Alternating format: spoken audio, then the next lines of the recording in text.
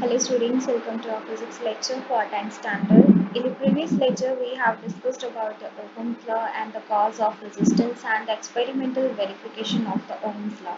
Now it's time to pursue with the resistance of the conductor, and here are some factors which are affecting the resistance of the conductor, and we also call the laws of resistance. First is resistance of a conductor depends upon the nature of the material of the conductor. That is why conductors of different materials have different resistance. यानी कि resistance जो है वो nature पे depend करती है कि किस कंडक्टर जिस कंडक्टर के आप resistance ले रहे हो उसका nature of material कैसा सा है different materials की different resistances होती हैं. For example, resistance copper wire की ज़्यादा होती है as compared to the aluminium wire. Next is resistance of conductor is directly proportional to the length of the conductor. That means resistance is directly proportional to length. Taken it is as N. So R is proportional to N. Next is more the length of the conductor. जैसे कि ये directly proportional है resistance length of the wire के. That means more the length of the conductor, more is its resistance. This is why that is why and that is because free electrons in the conductor suffer more collision while traveling a large distance in the conductor. क्योंकि जितनी ज़्यादा length होगी उतना ही ज़्यादा उनको electrons को free electrons को distance cover करना पड़ेगा जिसकी वजह से कोलिजन्स ज़्यादा होंगी. जिस कंडक्टर की लेंथ ज़्यादा होगी उसमें इसी वजह से रेजिस्टेंस भी क्या होगी ज़्यादा.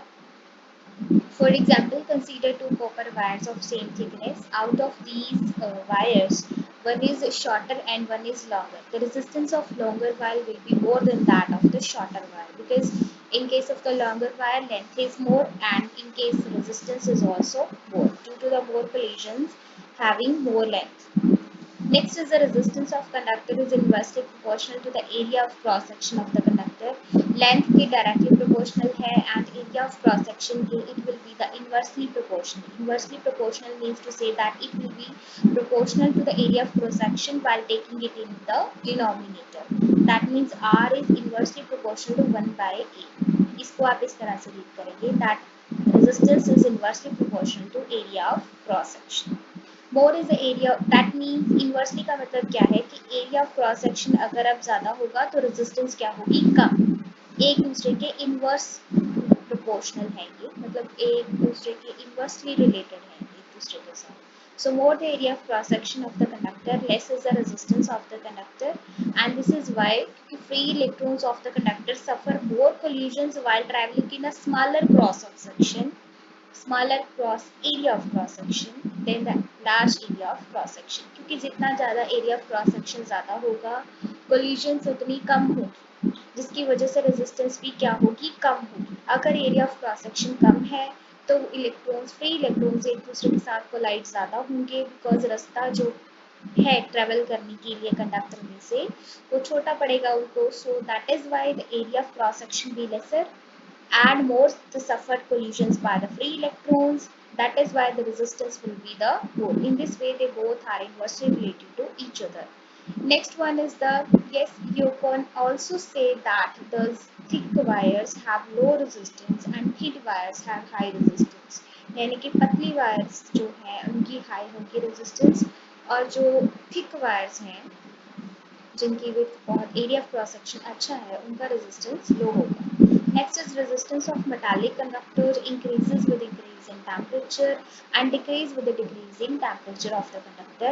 That means temperature अगर increase होगा तो resistance भी क्या होगी increase.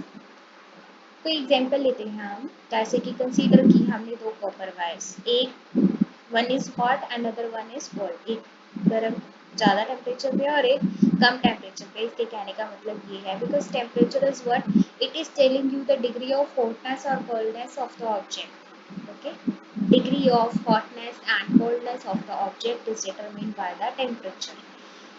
And we are considering two wires, one is hot and other one is cold, and the resistance of hot wire is more than that of the resistance of the cold wire because with the increase in temperature resistance of wire also increases.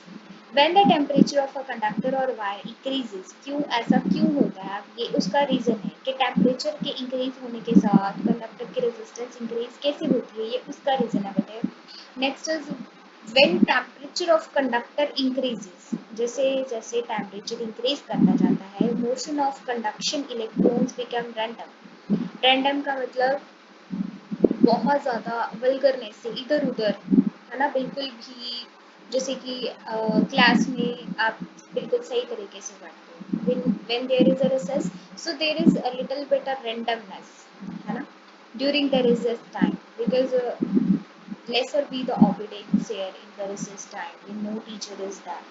Similarly, in that case, when the temperature is gonna increases, the motion of the conduction electron becomes random. Okay, बहुत ज़्यादा random हो जाएगी, and hence the collision became between the conduction electrons and the ion fixed at their position in the conductor increases.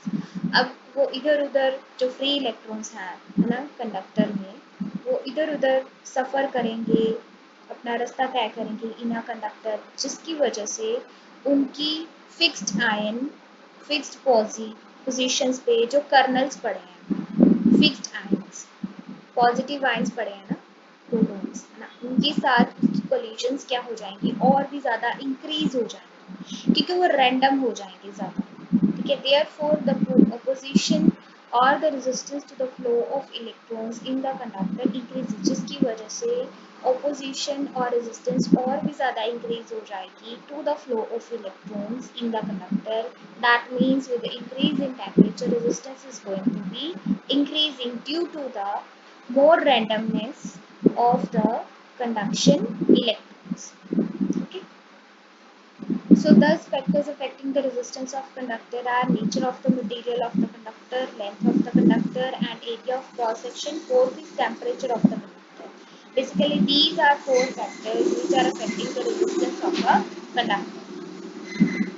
Next is material, ये एक chart show किया हुआ है जिसके हिसाब से आपको चारों जो भी फैक्टर्स हैं उसे पता लग जाएगा, एक बार एक टैबुलेशन बन जाएगी। जैसे कि मटेरियल है, लेस रेजिस्टेंस कॉपर की लेस है, एल्युमिनियम की मोर है, क्योंकि मटेरियल चेंज हो गया। लेंथ, जिसकी लेंथ जितनी कम है, इसकी लेंथ कम है तो ये लेस रेजिस्टेंस में आ गया, इसकी लेंथ ज़्यादा है तो ये ज़्यादा रेजिस्टेंस में आ गया।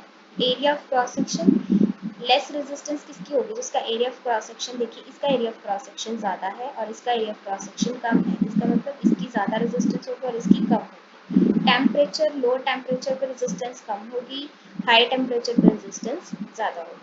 I hope you all do it very well. Next is definition of the resistivity or specific resistance.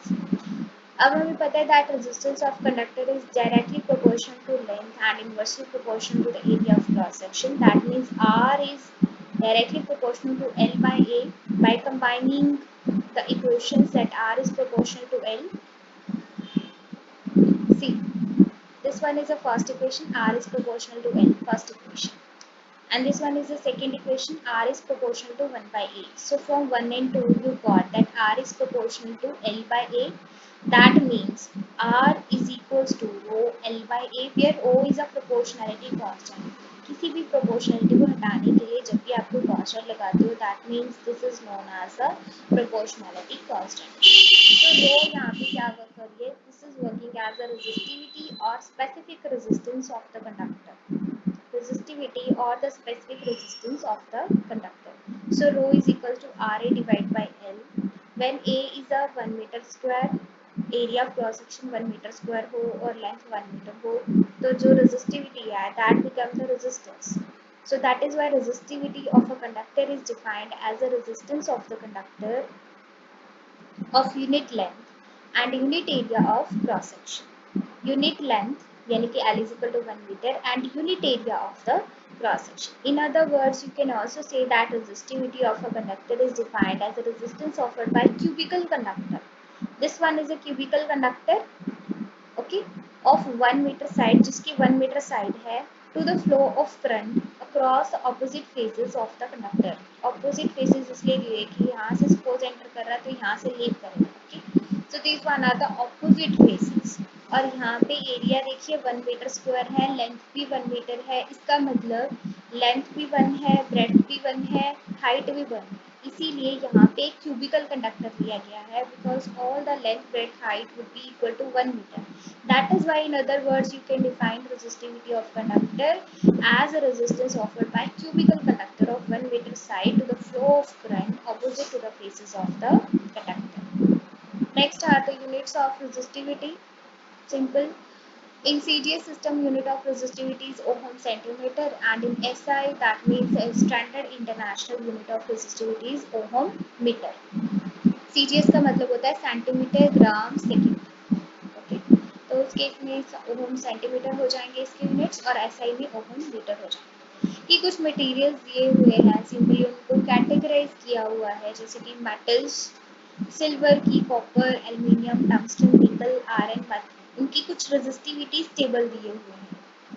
Simple. Next is alloys हैं. अलॉयज मैकेनिक अलॉयज होती हैं जिनमें मतलब मिक्सचर हो, जो एक ही प्योर सब्सटेंस का जो ना बना हो, which is a mixture of 1 or 2 more metals. This is known as alloys. जैसे कि मैग्नीन है, उसमें 84% कॉपर है, 12% मैंगनीज है, 4% निकल है.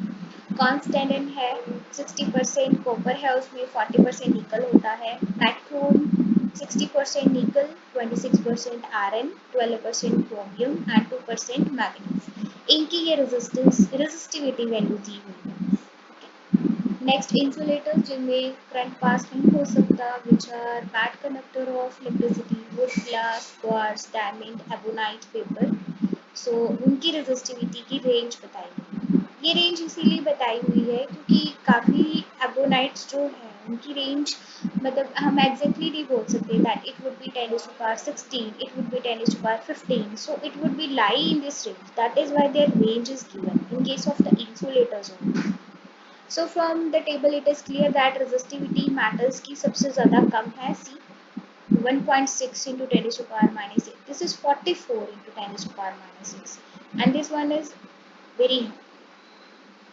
So that is why from the table it is clear that resistivity metals की सबसे ज़्यादा कम है, resistivity alloys की उससे ज़्यादा है, उससे ज़्यादा resistivity insulator की, यानी कि insulator की resistivity सबसे ज़्यादा है. That is why it is a bad conductor of electricity.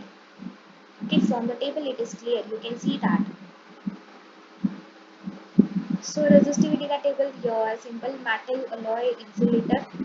इस साइड जाएंगे तो रेजिस्टिविटी क्या आ जाएगी, increase. Resistivity increases from left to right. Good conductors of electricity है. मटेरियल जिसकी resistivity which is resistivity is low is a good conductor of electricity, and this is because a material of low resistivity offer less resistance to the flow of current through it, and hence metals जो है this are good conductor of electricity as compare to alloys, because these provide low resistivity, these provide low resistance to the flow of current.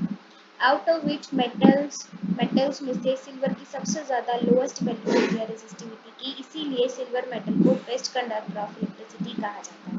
So silver is the best conductor of electricity because the resistivity of the silver is lowest. Next is dependence of resistivity of a material on the dimensions of the material. अब हमें पता है जो resistance है वो depend करती है length of area of cross section पे. However, resistivity of substance doesn't depend upon the length and area of cross section.